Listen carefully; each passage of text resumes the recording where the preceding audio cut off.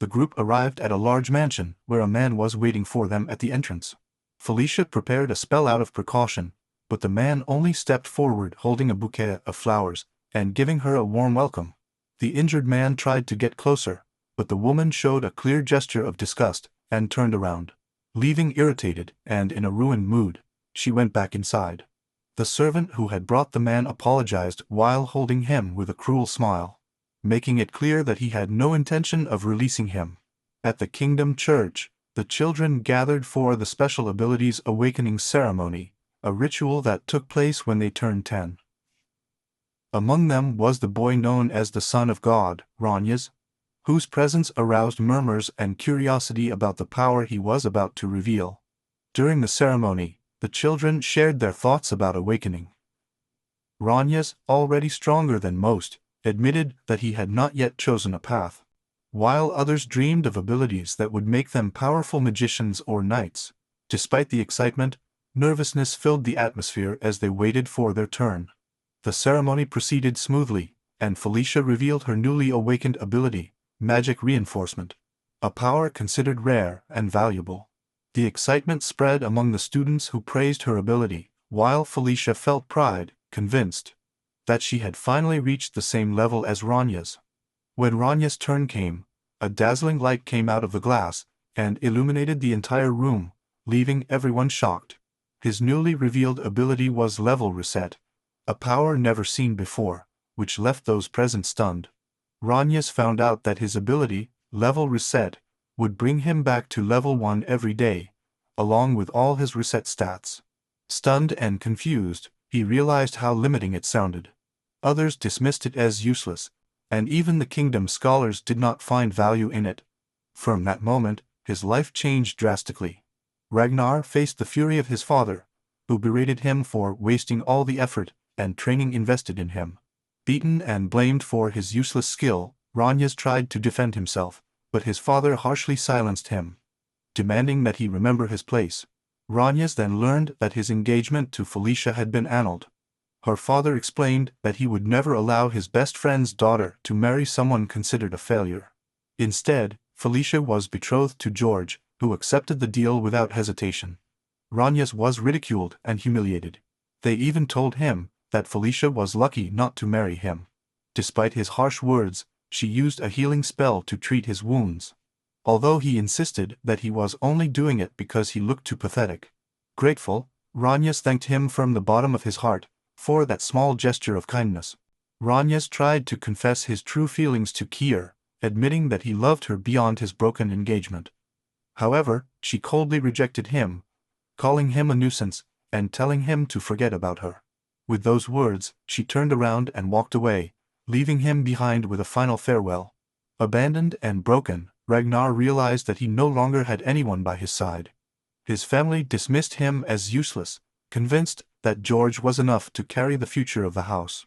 Helplessly, he endured their taunts, being fully aware that he had lost all his courage. They took away his dignity, ordered him to be treated like a slave, gave him only leftovers to eat, and forced him to live in the stables.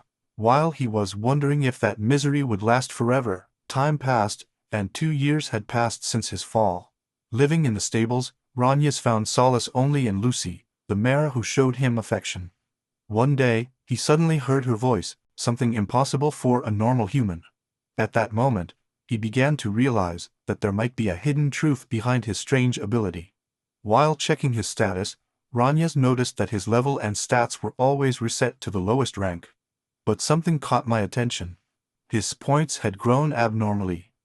Realizing that he gained SP every time he rebooted, he began to wonder if his ability had a hidden advantage, instead of being a curse. Ragnar's discovered the true nature of his power. Although its level was reset daily, the accumulated SP never disappeared. By accumulating them and using them wisely, he understood that he could become even stronger than before. What seemed like a curse before was now revealed to be a hidden blessing, and hope returned to her eyes. Ragnar said goodbye to Lucy, the only being who had shown him kindness in his darkest days. Determined to change his destiny, he vowed to become stronger, regain his title as a son of God, and make those who abandoned him repent. 5 years later, in the village of Wizide, Ragnar had become someone completely different. Now, more confident and cunning, he was looking for information about the skill crystal, offering money to an informant named Cliff in exchange for answers. Determined to discover all the secrets related to his power, Ragnar met with Cleve, who began to explain the basics of the crystal to him. Commonly, it was used to awaken abilities in 10-year-olds, although it required 100 sp, which made it rare. However, Cliff revealed a lesser-known truth. The crystal also possessed another hidden function, that of adding new abilities. Ragnar reflected on his past, remembering the expectations his father once placed on him. Sure of understanding his level reset, he recognized its hidden potential.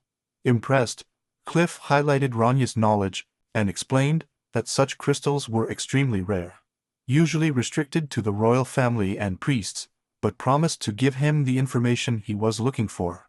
5 years after leaving the White House, Ranyas had crossed borders and strived to become stronger. Although he joined a guild and worked tirelessly, his progress was slow. In his search, he learned that the royal family of Yugos, who fled during the fall of Elizabeth, had possibly taken a crystal of abilities to the Forest of Echo. That track became his next target.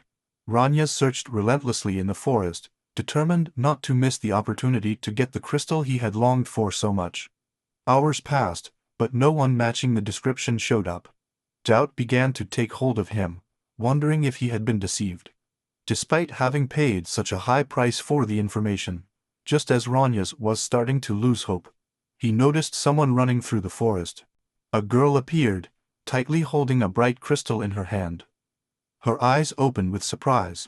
It was the skill crystal I had been looking for all that time. As the girl ran with the crystal, Ranyas acted quickly. Measuring the moment, he threw himself on her and knocked her to the ground, taking her by surprise. Bewildered, the girl struggled, not expecting that sudden interception. Ranyas pinned her down, asking her to keep quiet if she didn't want to be discovered. Although scared, she realized that he was not trying to hurt her. With tears in her eyes, she remained silent, clinging to the glass with all her strength.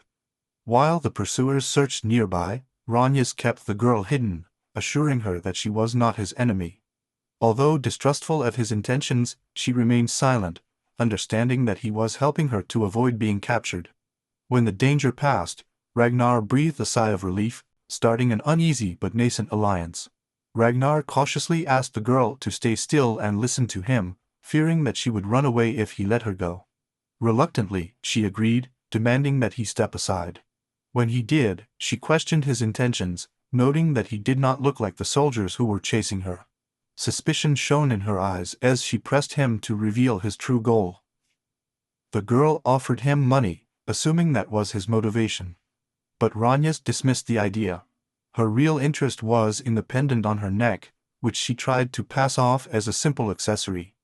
Unconvinced, he saw through the lie, knowing that he was much more valuable than he admitted. Ranyas directly asked her to wear the pendant. Recognizing him as a crystal of abilities, the girl's reaction revealed that she understood his true power, confirming her suspicions.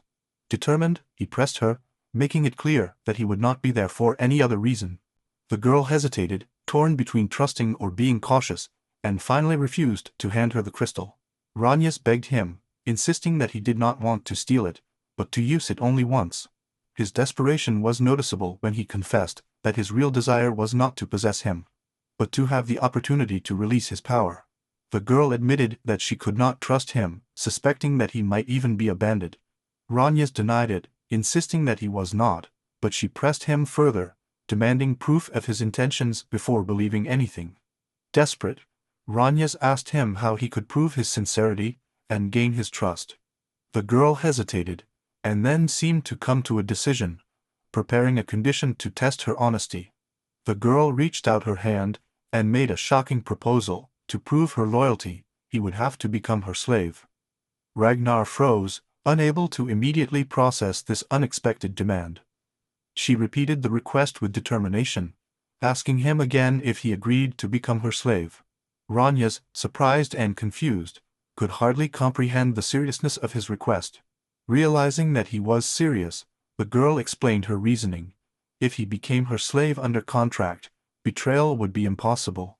Giving her the security she needed, Ragnar remembered his past, when he had only been treated as a slave in Spake without a binding contract, which allowed him to escape in the end. He understood then that she was looking for someone she could fully trust. The girl admitted that she needed companions, even if it meant leaning on someone like him, whom she accused of being a thief. Ranyas analyzed the situation carefully, realizing that through a slavery contract, he could access the Crystal of Abilities, and at the same time make sure that she would not betray him. Despite the harshness of the agreement, it was an opportunity for both of us. Ranyas accepted the proposal, reasoning that as long as he didn't betray her, she wouldn't either. The girl was surprised by his determination, but confirmed it. Firmly, he agreed to form the slavery contract, willing to move forward despite the risks. Na raised his hand, activating the ritual with determination, and loudly proclaimed his command to bind Ranyas as his slave. A wave of magic enveloped them, sealing the contract under his name. Ranyas, although tense, accepted it with resolution, fully aware that this bond marked the beginning of a new path. The contract was sealed, burning painfully in Ranyas as the magic took effect. When he finished, he confirmed that the process had concluded despite the pain. Na asked him if he was really satisfied, and he assured her that it had been his decision, accepting the tie voluntarily. Ranyas, now bound by the contract, asked Anna to let him use the skill crystal.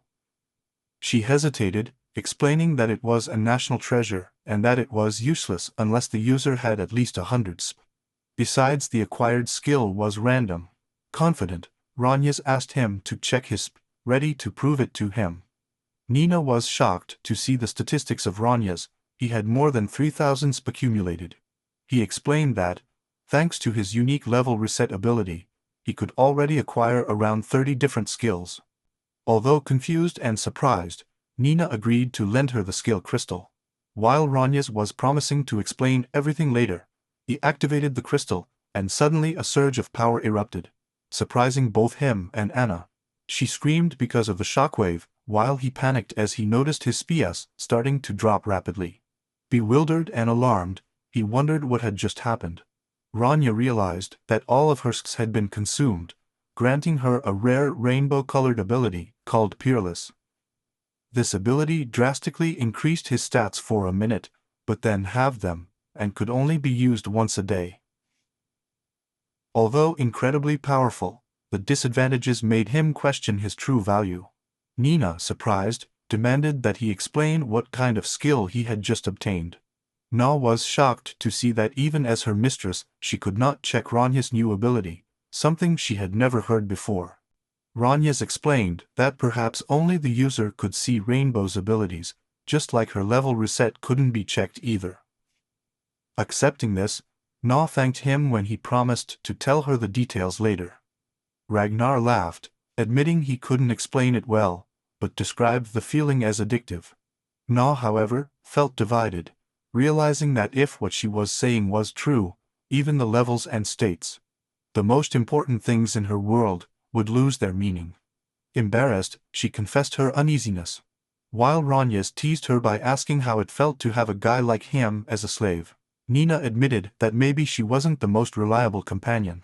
But Ranyas assured her that if she called herself a noble, she should be able to use it correctly. With a smile, Na asked him to simply call her by her name. Ranyas, in turn, addressed her formally and asked her to take care of him. They sealed their new alliance with a handshake, marking the beginning of their bond.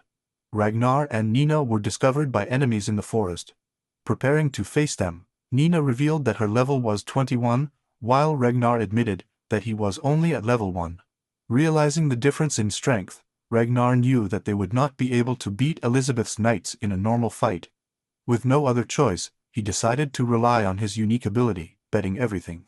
Ragnar's activated Peerless, ready to face the threat head-on. His stats skyrocketed to an absurd level, far beyond the normal maximum. Na was shocked. Ranya realized that she only had 1 minute with this power, so they had to move fast, and they wanted to escape. Na was wondering what to do next, but Ragnar suddenly carried her in his arms, leaving her completely shocked, and was stunned by the princess carry as Ragnar focused on fleeing towards the city. The gentleman spotted them, and he told Anna to hold on tight. Ragnar shot out at an insane speed, while carrying Nina, leaving both her and the knights speechless. The knights could not keep up with them at all and were paralyzed, realizing that they had no chance to catch him. Ragnas and Nina arrived back at Wizide in just a few seconds, much faster than normal. The ability was still active, and Ragnas thought that, despite its disadvantages, perhaps he could change his destiny thanks to it. They were sure that the knights would no longer catch up with them. King Ar was furious and asked Julius if he had found Nina. Julius apologized, and said that the troops followed the orders, but they had not found her yet. The king then started ranting about how much it had cost him to destroy other kingdoms like Rogamel, Nuraz. Julius apologized again, but the king interrupted him, telling him to remember his place. He threatened him, saying that this was his last chance to find Anna or he would be executed. As Julius was leaving, the king muttered in a sinister tone that he couldn't wait any longer for Olivia, insinuating that he wanted her for himself. Julius, frustrated, was watched by a group as he left with Olivia. In his thoughts, he insulted the king, calling him an ugly pig, and saying that he should know what his place was. He remembered that there was someone obedient and easy to use for his next plan. He called for Local and Krite, who stepped up and responded immediately. Julius ordered for Locke to have his squad search for Nina Juris, calling it an imperial order, and demanding that she comply with it. For Locke enthusiastically accepted. Na woke up and asked where they were. Ragnas told him that they were at Eugen's Inn and that they didn't have to worry about the pursuers for now. Ragnas asked Nina if she was still angry. Na seemed a little upset. The innkeeper recognized them from the previous day and asked if everything was okay, mentioning that Ragnas had carried Nina unconscious. Ragnas joked that he only served his mistress as a slave, but the innkeeper was glad that they were fine. Nina explained that she had seen Ragnas take care of her while she was unconscious. The innkeeper commented on how young they looked and served him breakfast. Nina reminded Ragnas to just call her Nina instead of Amma. She said that calling the mistress was too formal, wanting to be equal, even if their roles were of mistress and slave. Ragnar apologized, saying that he thought it was expected. Nina thanked him for everything and apologized for earlier. Ragnar explained to himself that after using his matchless ability, his stats are halved, but thanks to the level reset, they are reset the next day. He confirmed that the rainbow abilities like matchless and level reset do not reset, and that at that time those were his only abilities. He said he needed something to start with. Ragnar and Nina went to the guild to register so they could earn money. It was Nay's first time. She registered under the name Rox, taken from the author of a book she read as a child. Ragnas was also told to register, being advised to use a fake name to avoid problems. Na suggested the fake name for Ragnas, saying it meant little spirit in an ancient language. He received his badge from the guild and wore it as a brooch in his hair, as it should only be visible.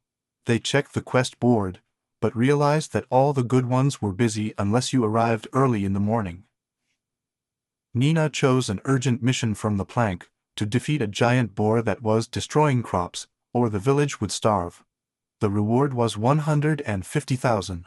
Na insisted on helping the village, willing to go alone if necessary. Nina and Ragnas went after the monster, but on the way they came across a wild rabbit. Upon charging at them, Ragnas quickly used a fireball spell to stop him.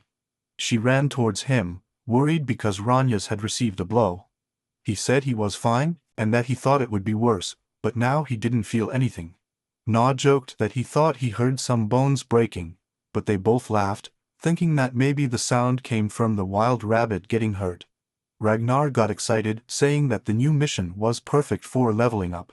Na warned her not to get complacent, as she was only at level 2, but he pointed out that she was also at level 1 now. Na mentioned that it was level 52 before. After some banter, the two agreed to accept the mission, and headed to the village immediately. Ragnar and Nina kept encountering wild rabbits, and had to fight several times. Na was surprised by the amount that appeared. Ragnar apologized for not being much help, but Nina told him not to worry. When they finally arrived at Erin's village, Ragnar noticed how strangely silent it was, which made him uneasy. The village seemed deserted, and Ragnas and Nina wondered where the people were. Finally, they came across an old man, who introduced himself as Cal, the head of the village. He thanked them for coming, and invited them to his house, to explain how the village had been attacked by a large wild boar. The chief explained that they had accidentally married a small boar, which turned out to be the son of the giant boar that was now attacking the village. Since then, the animal began to destroy the fields and attack the villagers. Rania said that in that world, everything was about surviving, killing or being killed. Nina felt a little conflicted, but she listened, while Ranias went straight to the point, ready to help the boss. Ranias asked when the big boar used to appear, and the chief replied that after sunset. They decided to leave immediately. The boss left everything in the hands of Ranias and his group. Nina thought about how both the villagers and the boar were just trying to protect what was important to them. Ranias said that everyone was fighting for what they considered fair. Na claimed that he was on the side of the villagers, and Ranias told him not to think too much, as being indecisive was worse. He planned to defeat the boar in a single blow using Peerless. Nina accepted, although she pointed out that he was only in level 1. Ranias and Nina saw the big boar approaching. Ranias asked Nina if he could stop her movements, and she accepted without hesitation. Both of them prepared to face the monster head-on. She used Earthbinding to catch the boar, and Ranias congratulated her. He then activated his matchless ability, and lunged at the animal, determined to finish it off in one fell swoop. Ranias dealt a powerful blow to the great boar, knocking him down instantly. Na was surprised, and asked if he had really been defeated, while Ranias only commented that with his skill it had been easy. Nina joked that she finally felt like she had won against Ranias for the first time, but he called her a liar. They checked whether the boar that was in the item box, and talked about how the size of the storage depended on the magical power of the owner. Ranias showed his status after using Peerless. Now at level 88, he mentioned that he would be restarting the next day. Suddenly, they both heard a strange sound, and decided to finish quickly. Rania realized that if the boar had been angry about her son, there was probably a couple. Suddenly, another huge boar appeared in front of them, confirming their suspicion. The monster charged at them immediately. Ranias warned Anna to dodge, and they both jumped just in time. Na understood that they could not escape, as the boar was looking for revenge. Ragnar agreed, knowing that they had defeated his family, and that he would not let them go. Although Ragnar's level had increased earlier, he was still weakened by the disadvantages of the ability, complicating things. Na prepared to face him again. Nina told Ranias that she would use her most powerful skill, but she needed about 25 seconds to finish the chant. Ranias agreed to buy her time. They both knew that if that spell failed, it would be the end for them. Ranias told Anna that he trusted her, and she replied to leave it in his hands. While Na began to chant his spell in the background, Ranias struggled to gain time, and started his own spell, summoning flames to attack the enemy. Ranias kept the offensive, summoning the soul of hell, while Nina concentrated her magic. Talking about a power that slept under the earth, they both worked together, using their most powerful abilities at the same time. Null cast her magic, burning wings of wind, as the boar tried to ram her. Ranias immediately reacted with Earthbinding to stop the animal before it reached her. Then he advanced with his sword of burning embers, maintaining the attack while the boar was still trapped. Ranias held him back as best he could, wondering if Nina had already finished her spell. He kept hitting, trying to buy more time. He shouted the beginning of a powerful chant, invoking the figure of the scorching sun as he attacked the boar. Hoping to resist until Nina was finished, Ranias, battered but still on his feet, quickly backed up when Nail shouted to get out of the way. The boar scrambled furiously, but Ranias managed to get out of reach just in time. Na stood her ground, concentrating on her spell. She activated her magic reinforcement skill, creating a powerful circle in front of her. Ranias watched her, a little surprised, thinking about what such reinforcement could mean. She was unleashed by volcanic hell, a gigantic blast of advanced fire magic. Ranias was impressed, realizing that it was not an ordinary spell, but advanced magic. She spent an enormous amount of power, convinced that it would be enough to end the struggle. Ranias congratulated her, but noticed that she was exhausted and about to collapse, barely managing to pronounce her name. Na fell apart from the excess mana, and Ragnar held her, worried about how reckless he had been. She admitted that the spell cost her too much, but she believed that the mission was complete. Meanwhile, Ragnar realized something disturbing. He was not feeling any pain. The giant boar, badly burned but still standing, moved again. Ragnar was surprised that the beast had survived, thinking it was amazing that a creature of rank could be so resilient. He knew he didn't have a final move, but since the monster was almost dead, he thought it was his best chance. He checked his status, noticed that he had 100 sp after the last match, and decided that it was now or never. Willing to risk everything, he was borne unconscious on the floor. Ranyas determinedly told him that he would borrow his skill crystal, and quickly grabbed it from his hand, ready to use it. He checked what skill he had obtained with that 100 sp. It turned out to be magic reinforcement. He thought that it was not possible that he had gotten a rare skill that favored him, but he had no other choice left. As the boar charged at him, Ranyas tried to get his attention. He decided to imitate Nena's magic, planning to use his new ability to power his own spells. He began to summon a combination of spells, call the flames, wake up the hell under the earth, summon the wind-burning ones, and finally the burning embers sword. Ranyas activated magic reinforcement, and finished the chant, invoking the figure of the scorching sun. He unleashed volcanic hell directly against the boar, putting everything he had into that attack. Exhausted, he wondered if he had finally defeated him. But even after receiving the full impact, the monster rose up again, even more menacingly, leaving Ranyas frustrated and confused. He realized that the fight was not over yet as the boar faced him and charged again. Despite everything, the beast refused to fall, and Ragnar was forced to keep fighting. I knew I couldn't run away as long as I was unconscious. If they escaped, the village would be destroyed. So he decided to keep attacking the boar, determined to finish him off even if he ran out of mana. He noticed that he still had enough to cast one last spell. Gathering his strength, he conjured up his magic again, praying that this attack would put an end to everything. Ragnar used magic reinforcement to power up his spell once more, launching his final attack with volcanic hell straight at the boar.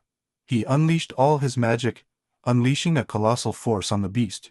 He fell heavily to the ground, muttering an ouch, as the boar finally collapsed, apparently finished.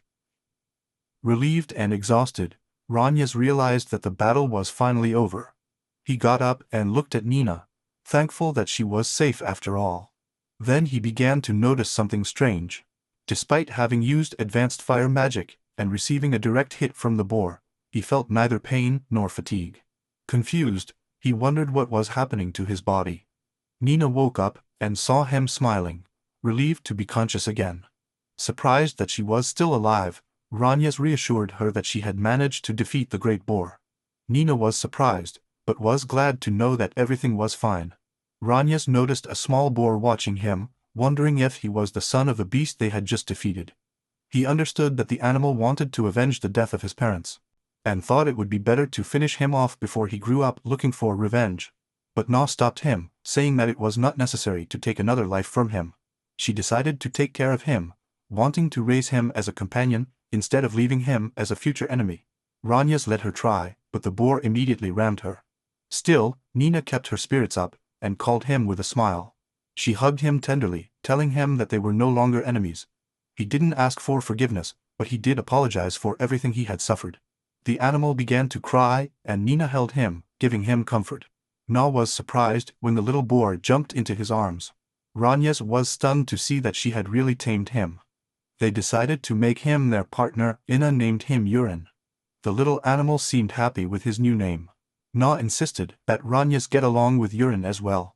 He complained, but ended up giving in and tried to greet the boar. As soon as he did, Urin bit him, making Ranyas scream in pain. After completing the mission, they informed the village chief, and spent the night there. The next day, they went to the guild, where their ranks went up, and they received the reward of 150,000 L, along with a new badge. They celebrated it with drinks in the tavern. Na asked him how he had managed to defeat the big boar. Ranyas explained that when she accumulated 100 sp after passing out, he got the same magic reinforcement skill. By imitating his advanced magic, even if it wasn't that powerful, he managed to win. He said the skill disappeared from his list the next morning, probably because of his level reset.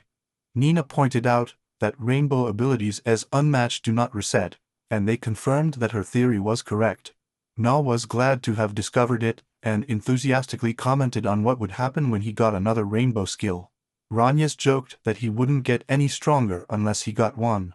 They both agreed that their next challenge would be to discover the conditions necessary to obtain a rainbow skill. Naz apologized for something, but Ranyas told him that it didn't matter. They both seemed motivated to solve this new mystery together. Although Ranyas was disappointed that the skills will be reset, he decided to keep pushing himself. While they were chatting, an employee of the guild came up and apologized to them for interrupting. He told them that the guild master wanted to talk to them, and they agreed to go immediately. Ranyas and Nina waited nervously in the reception room, trying to stay calm. Suddenly, the guild master made a dramatic and extravagant entrance, calling the kittens and appearing in such a striking way that both were shocked and speechless. The guild master, Kamar Chuchulito, introduced himself with an energetic pose, saying that he supervised all of Asalev's guilds. He mentioned that people called him Kashin or Chu-Chu-chan, and said he would be happy if they called him that too. Na just accepted him, and decided to call him Chuch-Chu-chan, while Ragnar was surprised at how unimpressed she was. Chuch-Chu-chan thanked Ragnar and Nina, calling them nicknames, and making Ranyas somewhat nervous. He then mentioned the mission they completed, pointing out that it was actually meant for A-rank adventurers, not low ranks. Nina politely asked for more details, while Ragnar was embarrassed when she scolded him for being somewhat abrupt. Chuch-Chu-chan explained that the quest was originally for rank A, but since the reward was too low, no one accepted it. So the guild removed the rank restriction, and allowed the lower-level ones to take it. He apologized, admitted it was a mistake, and promised it wouldn't happen again. The guild would reward them as well, and they could pick up the reward at the front desk on their way out. Chuch-Chu-chan was surprised that 2 low-ranking adventurers had completed an A-rank mission. He asked them who they really were and wanted to know their true identities, especially looking at the boy. He admitted that maybe it was rude to ask, but that his instincts were telling him that there was something wrong, and he had to know. Na confessed that she was the princess of Uraz, but Ranyas tried to cover him up by saying that he was just her slave. Nina was not delighted, but she accepted it. Chuch-chan reacted with surprise, while Nina thought that they had no other choice if they wanted to prove their innocence. Then Chuch-chan recognized Nina, saying that she looked a lot like someone from the past and confirming her true identity. He revealed that he had known Na's mother for a long time, and had been worried upon hearing that the royal capital had fallen. Inquiring about her welfare, Nina didn't want to talk about the topic, so Chuch-chan let it go. Then, he brought out a letter from the village chief about the great boar Ari, and suggested that they move on to the next matter. Nina was shocked to realize that the boar they had fought against was actually the Aramention holy beast. Chuch-chan explained that the sacred beasts protected the earth, and were almost like gods to the people. It was rare for a sacred beast to attack people, but in this case they had had no other choice. Ragnar pointed out that without the sacred beast, the earth would begin to wither. Chuch-chan apologized, saying that it was the guild's fault for having created the quest without thinking about the consequences. Nina began to feel guilty, understanding what they had done now that there was no longer a sacred beast to protect the earth. Ranyas interrupted her, saying that if there was a sacred beast, surprising both Nina and Chuch-chan. Then Babe remembered, and pulled out the little boar. Ragnar explained that he was the son of the holy beast, and that his name was Yurin-chan. Everyone was relieved, and found Yurin-chan adorable. Realizing that this solved the earth problem, Ragnar prepared to leave, but mentioned that he still had something to check. The guild master offered to help, as she felt responsible for the problems caused. Na told Ranyas that it was okay to share information, as the guild master might know something useful. Then Ranyas asked him if he knew anything about the phenomenon where the ability crystal glowed with a rainbow color, and granted a special ability. The guild master admitted that she didn't know about the rainbow skill phenomenon, but she mentioned someone who maybe did. She described a place east of the royal capital, a lake surrounded by hills with a large mansion in the center. The person who lived there was an old monster known as the cursed-eyed vampire, with more than 100 years of life. Ranyas heard that there was nothing that this vampire didn't know, although it wasn't clear if it would help. There were even rumors that he could see anything in the world. He knew that the trip was dangerous, and admitted that they could die, but he felt that he should go in search of any information.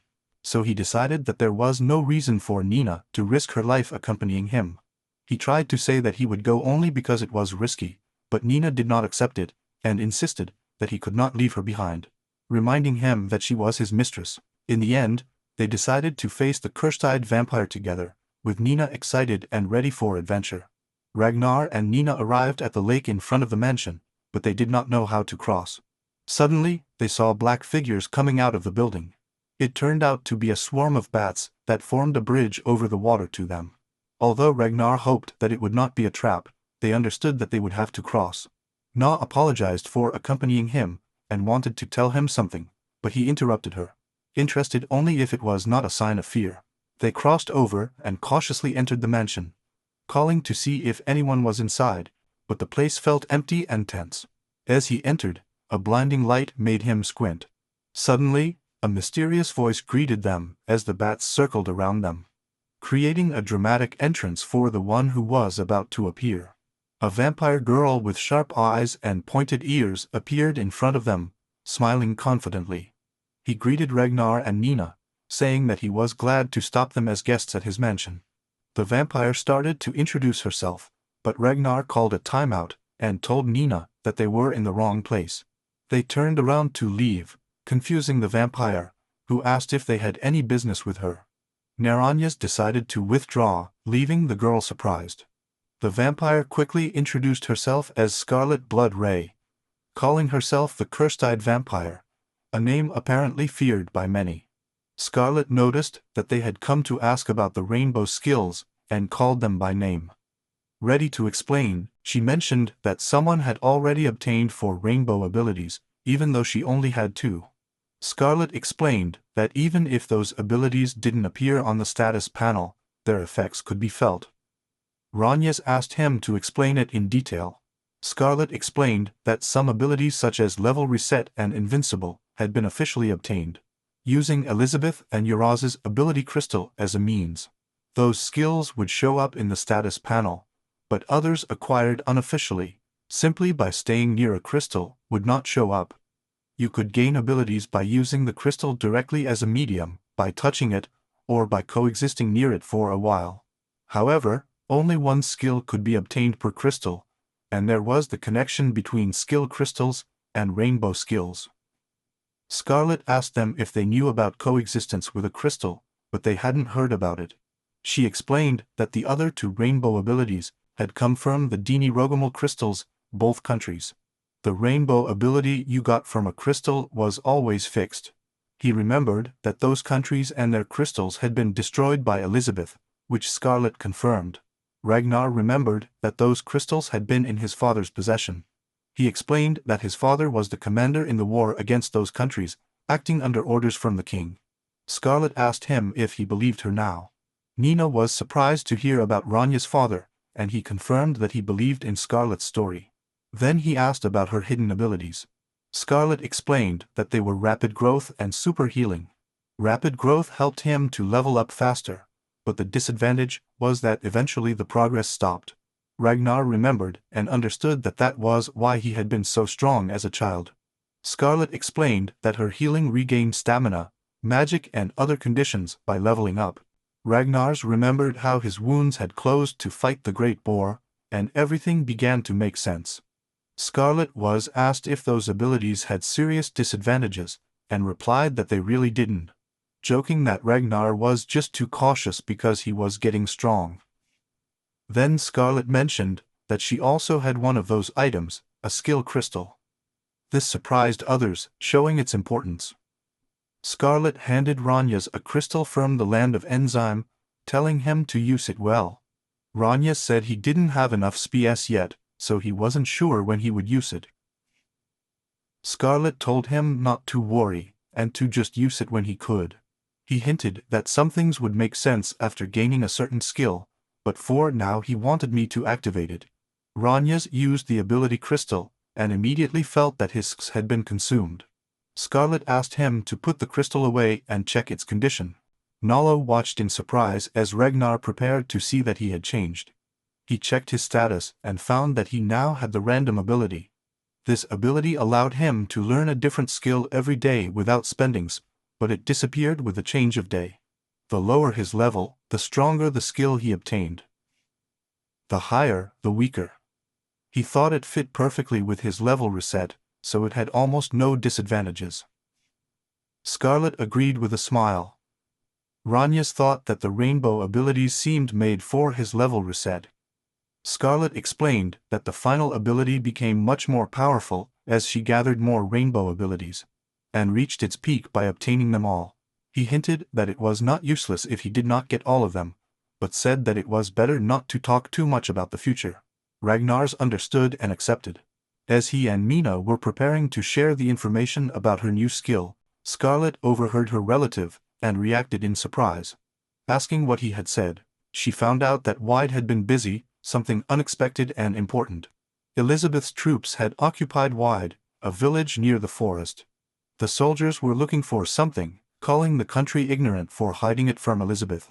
The villagers were scared, but the soldiers ordered not to harm anyone who surrendered. Some were pleading, saying they didn't know anything, while others were just trying to protect their families. The ISP soldiers were still searching the village, although their orders were only to gather information for now. Some villagers were detained and questioned. The commander made it clear that his main goal was to capture Ninos. Ragnar and Nina talked about Wise, remembering that it was the village near the forest where they met. Wise was not supposed to be at war, but those responsible were the 7 Stars of Elizabeth, an army led by local Ford and Kreit. The Royal Knights were being sent to take back the area, and if things continued like this, a full-scale war might break out. Even if Olaf wasn't in conflict with anyone before, and was shocked at the possibility of war, while Ragnar wondered why Elizabeth was invading Oselev. Scarlet hinted that perhaps they already knew the real reason, and began to reveal Elizabeth's real goal, to capture Nina.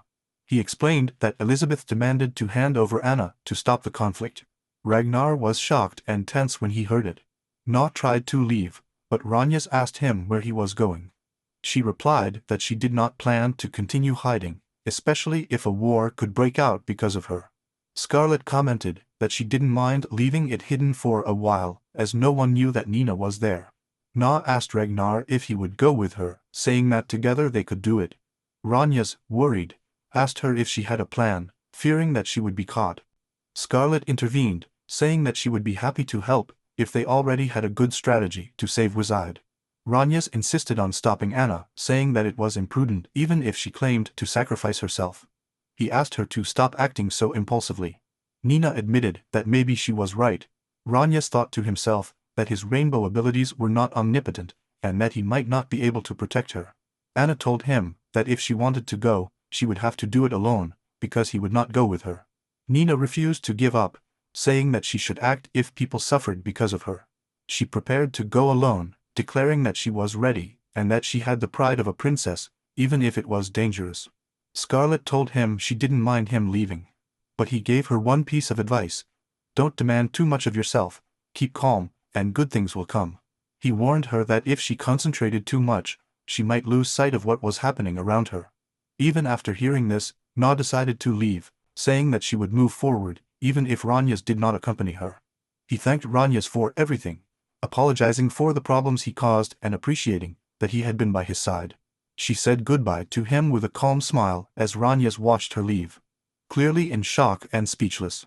Scarlet teased him about being dumped, making him blush, and asking him to stop making it worse. She laughed, and suddenly told him that he should go to Wide and save Anna, leaving him baffled. Ranias asked if he should bring her back, but Scarlet replied that the goal was to save her, not simply to bring her back. He explained that Nina was essential, and that what Ranias did next would affect the fate of the world. Scarlet hinted that the future would change, so she couldn't give more details, even when Ranias insisted. She said that if I told him everything it would be too easy, and he would not make the right decisions. He assured her that she would make better decisions without knowing the whole truth. Ranias understood him and agreed to take his advice. Scarlet reminded him to think carefully about everything she had said to him. A few days later, Ranias arrived in Wizard, the westernmost village of the Azalev kingdom. Along the way, he gathered information, and started thinking about For Local and Krite. He found out that he was a captain in Elizabeth's army, and an expert sword saint with a great sword. Ford Locke was invading Wyside with a platoon. Ranias thought she looked young, maybe her own age. The army's goal was to capture Nina, dead or alive. One map showed Elizabeth's army aiming at Wyside, with the kingdom of Asabif already aware. If Elizabeth's demands were not met, they planned to attack the royal capital as well. In the Jogan Guild, Ranias heard that the army and the guild were working together to prevent war. But if things went wrong, the damage would only increase. Ranias searched the area for Nina but found no trace of her. He assumed that he had not turned himself in, as there was no news that Forlock had retired. Knowing the habit of Nade acting without thinking, I feared that he was already there in Wysida, and hoped that he would not do anything reckless. He noticed that the village seemed abandoned, although the buildings had almost no damage. Wanting to get any information possible, Ranias decided to use the listening skill he got from random ability to spy on conversations, since there were soldiers everywhere. He listened as the soldiers doubted their chances against the Osbelev kingdom with only one platoon, and commented that their captain was preparing to invade Jogan. Ranias also heard that the captain hated killing, so he ordered his troops not to murder anyone when taking the village, which made the capture take much longer than expected. He realized then that Elizabeth's army, and especially Forlock, did not have many allies or true unity. Using his ability, Ranias was able to hear all voices, even inside objects, and found it quite useful. He thought that Asu Alif's kingdom might act soon if things kept going like this. Suddenly, a voice called him, telling him to look down, leaving him surprised. He realized that he could even hear the boar's voice thanks to his skill. The boar eagerly asked him how much longer he would keep him waiting, saying that his mistress had ordered him to guide him if she found him. Ranias decided to follow him, thinking that Nina must be safe, and wondering where she was hiding. The boar led him to the sharp forest, the very place where he first met her. He instructed him to move further, leading him to a large tree with a cave inside. Rania wondered if Nina was really there and entered. Following the boar, he found a hidden room in the cave, being surprised that such a thing existed. As soon as he entered, Baby, sitting at a table, saw him, and happily called him by name. Na was glad to see him, and confirmed that he was fine. Ragnar's joked that she was still alive, and asked if she had sent the boar to look for him. Na was confused, but Ragnar explained that he got the information directly from the animal, leaving her surprised.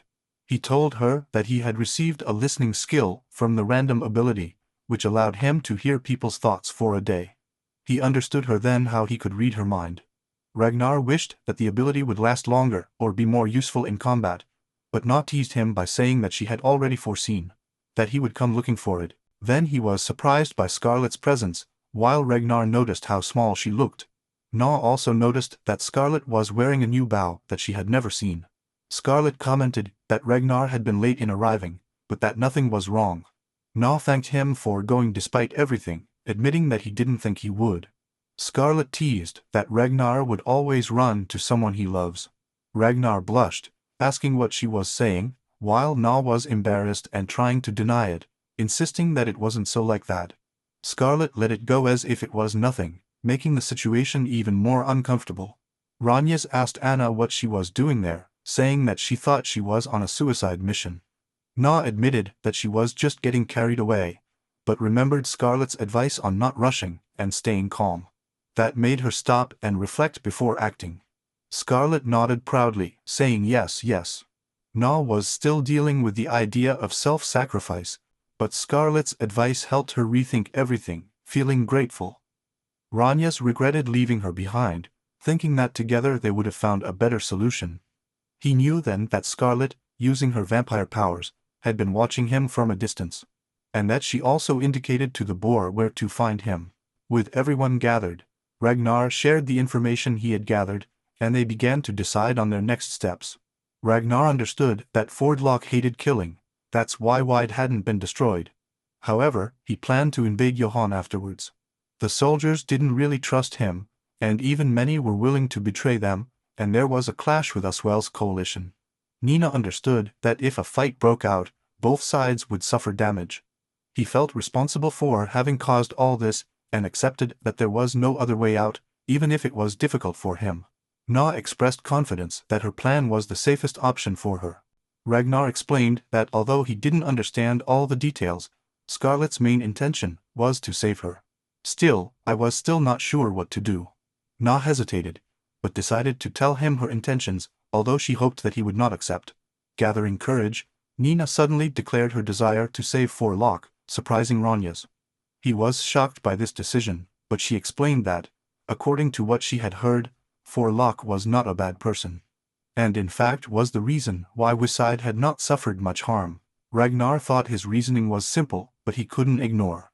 He understood that Forlock was in danger because he had stopped his troops from killing, and now his own allies could betray him. The idea of helping an enemy made him uncomfortable, but he began to question whether it would not be the right thing to do. Nina was the only one determined to save him, although she couldn't do it alone.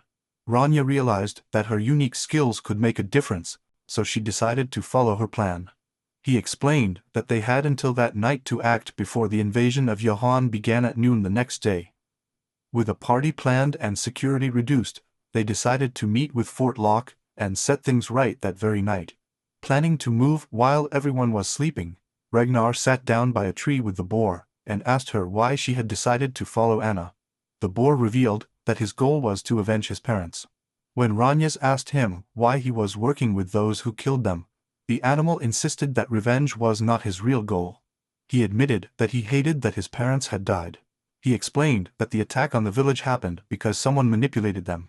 He said that although they sometimes got angry with villagers, they usually only attacked once or twice. But one day they started attacking repeatedly, as if possessed, and it wouldn't stop, even when he tried to stop them. The boar believed that sooner or later a strong human would appear who would kill them.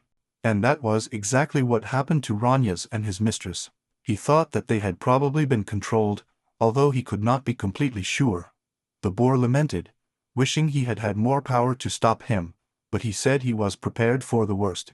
Ronjas understood then that the animal was helping them to get revenge on the one who manipulated his parents. He asked her why she accepted Nina as her mistress. The boar admitted to not being sure, but said that he felt safe and trusted her, especially after she hugged him. That's why he was able to forgive them. Ronjas told her that it was a good decision to trust Nina, and thanked her for telling him her story. When his ability was reset, he could no longer understand the boar, although the boar seemed to understand him the same. They decided to go back to Nina and start the preparations. Suddenly, the animal got angry and rammed him, leaving him confused. He navigated the scene and joked that it looked like they were fighting instead of becoming friends. But Ronjas told him that he was just imagining it. They then talked about the plan, with Ronjas assuring that there was no need to worry about it. Nina was ready to move, and Ronjas announced that it was time to start the operation to help Forlock. Ronjas, Nina and Urin watched Wizard's entrance. They noticed that the security was loose, and discussed how to infiltrate without killing anyone, planning to knock out a guard with a single blow. Na asked if Urin could do it, although they had yet to decide who would perform. The boar took the initiative and stealthily approached the guard. He heard a noise and turned around, but Urin knocked him out with a headbutt, allowing the group to go ahead with their plan. Although it hurt a little, the boar managed it. They confirmed that the guard was only unconscious and kept moving forward, guided by the information obtained with the listening skill. Prepared to find Forlock, who should be further ahead. They arrived at the mansion where Forlock was staying. With all the guards busy at the party, the entrance was clear. Suspecting a magic lock on the door, Ronjas asked Nina to check it with her magic search. Na confirmed that there was no such lock, and they managed to get in with ease. It seemed strange to Ronjas how unprotected and simple everything was, wondering if Forlock was simply overconfident, or if it was a trap. He explained that he had probably initiated the invasion because he could not find Nina, and assumed that they would not present themselves to him. Na opened the door and the group cautiously advanced. The mansion was completely empty inside. Surprised by the total absence of guards, they thought that the captain was not taken seriously. Still, they decided to take advantage of the opportunity. They went up to the second floor to the farthest room, believing that maybe it wasn't a trap, but keeping an eye out. The place was empty, which confirmed the unpopularity of the captain. They arrived at the indicated room and checked if there were any traps or magic seals. He nauseated magic search and found nothing strange, so he opened the door while Ranyas waited for his signal. They entered quietly and found Forlock sleeping.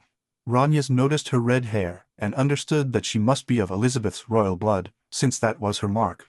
Although it seemed strange to him that she used a different surname. While they were arguing, Forlock suddenly woke up, saw them, and demanded to know who they were. He reacted quickly and attacked Ragnar, asking for explanations. He prepared to defend himself using his invincible ability. Forlock, surprised by the action, paused for an instant. Ragnar apologized, telling him to sleep for a while, but Forlock counterattacked and gave him an accurate blow, catching him off guard. Ranyas managed to reduce and load it, ensuring that the answers would come later. Ranyas decided to move quietly out of caution, retreating with Forlock. Although everything seemed to be going well, Ranyas couldn't help but feel uneasy about how easy it had been. While carrying him, he was suddenly attacked, managing to dodge in time, although he was injured. Nag screamed in worry. Ranyas understood that the attack was not aimed directly at him. In the background, a group led by a mysterious man watched, disappointed that their plan had not worked. Ragnar realized that his invincible ability had been disabled just before the attack. Ragnar recognized a man named Cliff, who appeared alongside several soldiers. Cliff revealed that he used that name only outside, and that he had been the one who sold the information about Ranyas being in the forest. Nen admitted that she didn't really know him well. Ranyas tried to negotiate, thinking Cliff was after Forlock, but Locke rejected the idea of letting them go even if they turned him in. Seeing that there was no way to dialogue, Ranyas told Nina to prepare healing magic, and she agreed, planning to wake Flock. He started using his magic on her, while Ranyas calmed him down, asking him to explain what was going on. Flock woke up surprised to see Ryan Cliff there. He revealed that he was on a mission to capture both Forlick and the princess, seeing an opportunity to accomplish two goals at once. He blurted out a hard truth to him, that he had been sent only to die, because he was an illegitimate son. Cliff also mentioned that he would be taking over the leadership of the 7-Star Knights as a parting gift. Forlock was left in shock, asking why he should die. Cliff explained that although he had worked hard and become a captain, few respected him because of his background. Forlock refused to accept such an unfair deal, but Cliff replied that it didn't matter if he accepted it or not, suggesting that they end things right there. Ragnar understood the situation and told Forlock that although he was going through a bad time, they were not his enemies. He proposed to join forces for now, since they had come to save him. Nina also handed him her box of items. Forlock, surprised, listened. Na asked him to trust them. Forlock said he didn't quite understand the plan, but he appreciated the help and asked for their support. Ranyas replied confidently, ready to work together. Cliff reacted to the alliance, saying they wouldn't hold back either. Forlock immediately defended himself from the enemy attack, proving that it would not be easy to shoot him down. He immediately collided with Cliff, who tried to attack him closely. Forlock dodged and countered firmly, not backing down. Ranyas and Forlock jumped into the match together, forcing Cliff to back off. Na threw a thunder spear to press the lead. Cliff admitted that he had underestimated them and got serious, finding the fight interesting. Forlock, ready now, was warned not to die too soon, while Cliff said it would be boring, and they lost fast. Forlock activated his ability, wrapping his sword in light with sword enchantment. Cliff acknowledged the technique, calling it the problematic one, and commented that it had been a while since he had seen him use it. Forlock stated that he would give the maximum in the fight. He executed a powerful attack, although still too naive to kill. Meanwhile, Cleve started using a spell that looked like puppet strings, hinting at mind control. He asked if someone like Forlock could really kill his own men. Forlock was horrified to see a gentleman die right in front of him. Cliff, cold, said that it no longer served him, treating the death of his ally as nothing. Forlock was left hurt and confused, while Cliff was smiling, saying, "Forlock is making a great face." Ragnar and Nina attacked together, Na throwing his thunder spear, while Ragnar attempted a direct hit. But Cliff easily dodged and deflected the attacks. Ragnar managed to graze him, but Cliff only commented that he had been a little dangerous, showing that he did not care. Ragnar crashed into the wall, but got up quickly, surprising everyone by resisting Cliff's kick. He shot down another enemy and taunted the group. Nina checked to see if Ragnar was okay, and he reassured her that the combination of skills and healing did not keep him safe. Meanwhile, Forlock noticed that Cleve's troops were acting weird, and understood that they were not fighting of their own free will. He explained that Cliff's puppet ability allowed him to control people by manipulating their mind. Those who lost their will became their puppets. Cliff began to reveal something interesting, saying that sacred beasts only turned against humans for a compelling reason, and that guilds from large countries did not change the quest range easily. Ragnar realized that everything had been manipulated from the beginning, including the attacks on the village of Uri, and the death of Urin's parents. He understood that Cliff was responsible, and, furious, shouted that he would not forgive him. Forluck tried to calm him down, but Ragnar was full of anger and ready to fight. Cliff hit him hard, and started lecturing him, saying that getting lost in a fight was the biggest mistake, because if you lost control or consciousness, it was all over. Cliff acknowledged that Ragnar was resilient, but stated that it didn't matter if he fell unconscious in combat. Ragnar woke up lying on hay, confused about where he was. Nina and Forlock were glad to see him conscious. They explained that the horse had saved them all. Ranyas asked what had happened to Rayan. Forlock explained that, after losing consciousness, the horse brought 2 more people and knocked Rayan unconscious, giving them the opportunity to flee. He admitted that there was no way to win with just the 2 of them, and that because of the difference in experience, he had decided to retire. Ragnar teased him by saying that he was supposed to be the captain, but he was actually quite weak demented. He then apologized for having slowed the horse, but Forluck said that it was so. He explained that this wild horse was something he had inherited from Lord Specht, famous for being indomitable, and yet, he had decided to help them for himself. Ranyas, surprised, asked if he had really inherited it, and Forlock confirmed it. Ranyas thought it was crazy that a horse with such a reputation would act like this. Forlock explained that he received it as a gift from Panoff White when he became captain of the 7 Stars, as this was a respected figure with many achievements. Ragnaris mentioned that he had not been able to ride the horse, but now everything made sense. She approached the animal calling him Lucy, and said that it had been a while since the last time, although she had promised to visit him earlier. Na asked him if he knew the horse, but he dodged him.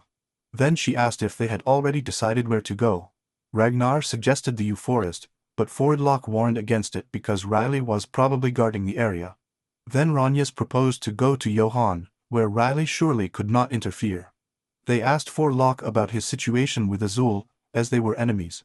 Forlock was shocked, and insisted that he would never betray his country or change sides. Ranyas told him that it was enough to show that he was not hostile for now. Na pointed out that he didn't really have a choice, and Ranyas joked that Forlock was problematic. He was reminded that the captain of his own group, the 7 Stars, had been sent to kill him, which meant that they had betrayed him first. Forlock understood that he had enemies everywhere, and that even returning to Elizabeth was not an option. Na thought Ragnar had been a bit harsh, but he said it was necessary for Forlock to understand. Finally, Forlock relented, agreeing to go with them to Johan. Ragnar checked to see if everyone was ready, and everyone confirmed. The group got ready to leave together. The enemy captain finally understood why they had come to see him. He didn't seem worried and acted calmly. Forlock said he needed to talk to the king, but pointed out that the captain's troops were still on the other side. The group stood in front of the captain, thinking about their next move. The captain thanked them, saying he hoped that would make up for an earlier mistake.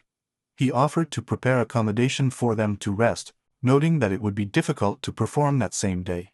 Nashi mentioned that a friend of hers had an inn nearby. The group thanked and joked about expecting the service to be good, showing themselves more relaxed. Na got excited, convinced that they would obviously stay at her friend's inn.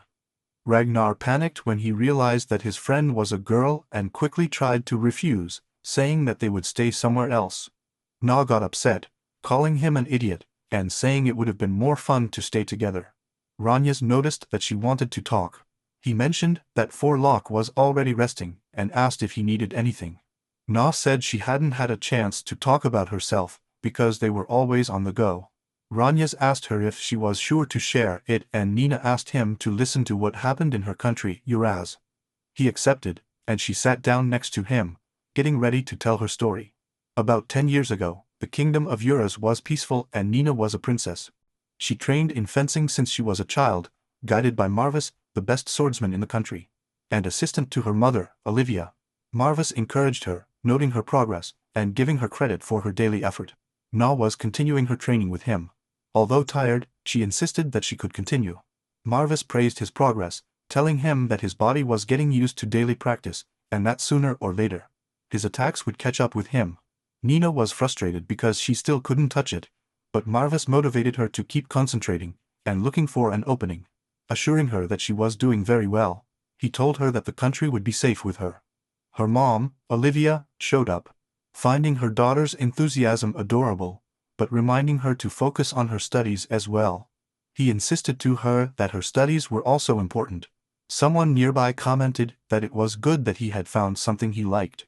Marvis told Anna that it was time to stop the training, because the sun was setting. Na asked to train once more, but accepted when Marvis insisted. He praised her talent, and said he could vouch for her. Baby happily accepted, and promised her father is not to give in. Her parents were looking at her smiling, reminding her to take it easy. Na remembered how much he admired his parents working for the kingdom, and wanted to do his best, just like them. She asked Marvis to train her even when he was busy, and he accepted, becoming her teacher. With this in mind, Nina pushed herself, determined to grow up and give it her all. She continued to train with Marvis, learned etiquette, and studied hard as her mother wanted. After 2 years, she was finally able to use advanced level magic, but she was feeling anxious at that time. Nina was pushing herself after hearing about talented children from other countries, a girl her age who had invoked a spirit, and a boy known as the Son of God who was stronger than knights. She compared herself to them, thinking that she was behind because she had just mastered advanced magic. Even when someone told her that it was okay to go at her own pace, Nina wouldn't settle and stormed out. He thought about his duty as a member of royalty, imagining that one day he would save his people if war broke out. Ruth explained that her country and Elizabeth had always been allies, and that, at only 8 years old, she would not be allowed to join a war. He reminded her that, despite the new king and the ongoing conflict, the chances of a confrontation with an ally were low. Ruth told her that she did not have to rush, that mistakes could be corrected with an apology, and reassured her by assuring her that she had always been precious to him, like a daughter, and that he had taken care of her since she was born. Na was relieved and happy to hear Rudo assure her that everyone considered her family. But while all seemed at peace, Elizabeth's troubles were quietly approaching. 2 months after Nina learned advanced magic, a soldier arrived with urgent news: the capital of Low Hill had fallen to Elizabeth's forces. The group was shocked, realizing that the royal family could also be in danger. The king and queen were captured, and the young princess disappeared during the battle. The news hit Nina deeply as the war between the neighboring countries escalated. When she turned 16, she reached the highest level of magic. But she felt increasingly anxious as she noticed Elizabeth's suspicious behavior. Having an invasion, he concentrated on gaining even more power to protect those he cared about. Then he discovered a book of forbidden magic, even more powerful than advanced magic, but with serious side effects, including the risk of losing one's life. Despite the danger, he decided to dominate her to gain an advantage in the coming war. Elizabeth's invasion of Uraz began strongly. His army advanced fiercely, already besieging Santums, while the leaders of the kingdom were meeting in council. Seeing that the situation was becoming critical, and Santums was about to fall, the council discussed sending reinforcements. There was concern about weakening the defenses of the capital, but Nina stepped forward, determined to lead part of the magic squad to protect the front lines. She insisted on going, determined to fight for her country. Although her father hesitated, others claimed that she was the most powerful magician in the nation. Convincing him to consider her determination, Nina reassured him by assuring that he would survive, stating that all his training had been for that moment. Without hesitation, he decided to lead his squadron and marched to Santa Mza immediately. She and her squad arrived in the city expecting signs of battle, but the place was eerily silent, like a ghost town. Suspicious, he ordered to split into pairs and check everything thoroughly. During the search, the group discovered that Santa Mza was completely deserted. Realizing that something did not add up, He suspected that the reports about the front were false information to deceive them. Just then someone called her, pointing to something ahead. Too late, Na realized that the empty city was a trap. The enemy's real goal was to drive the guards away and attack the capital. Shocked, she ordered her group to hurry back. She ran desperately towards the capital, her thoughts consumed by the fate of her parents and her people. Her allies urged her to be cautious, but she noted with terror that they had not encountered a single enemy soldier on the way. Proof that the trap was perfectly planned. When he arrived, he saw the capital engulfed in flames. Horrified that the enemy had arrived so quickly, she wondered if they used a secret route, and watched in despair as even the palace burned down. Fearing for his trapped father and mother, he threw himself between the fire, praying that they would be safe. Inside the palace he found the massacre, guards and maids mercilessly murdered. Afflicted by the cruelty, she kept going, determined to find her loved ones. Relieved to see Rudo alive, she ran to him, but her joy turned to shock when he denied being who she knew. He revealed his true identity: Rubello Paler, captain of Elizabeth's 7-star squadron. Baby was paralyzed by the betrayal. He discovered that the fall of the capital was the result of treason. Rudo, who had suggested dividing the defenses and had deceived them with Santamza, was the cause. He coldly admitted that he had never betrayed them, because he was never on their side. Having infiltrated Uraz as a spy for Elizabeth, Nashi was trembling as they reminisced about their past together, while he declared that her cheating marked the end of their little house game, and ridiculed her. Refusing to accept it, Nina unleashed her power with a magic booster, ready to fight. He threw a powerful thunder spear, but Rudo easily nullified it, showing his lack of experience. With cold confidence, he counterattacked and caught her, declaring that she would be obliged to stay still for a while. Na, immobilized and overwhelmed, was the object of their ridicule for her weakness. With cruel delight, he revealed how Julius and Olivia looked at him treacherously in his last moments. Especially highlighting Olivia's beauty, he confessed how much he enjoyed seeing them crushed beyond endurance. Bound and desperate, Na demanded to know what happened to her parents, but Rudo mocked her concern, enjoying her helplessness and dodging the question as if it was out of his hands. Shortly after, a soldier arrived to report that the palace had been completely secured. Still tied up, Nina listened as Rubello poked fun at the situation, pointing out that only people from Hraz were present. Then Marvis appeared, revealing herself next to him. Sobered and devastated, Nina whispered his name incredulously.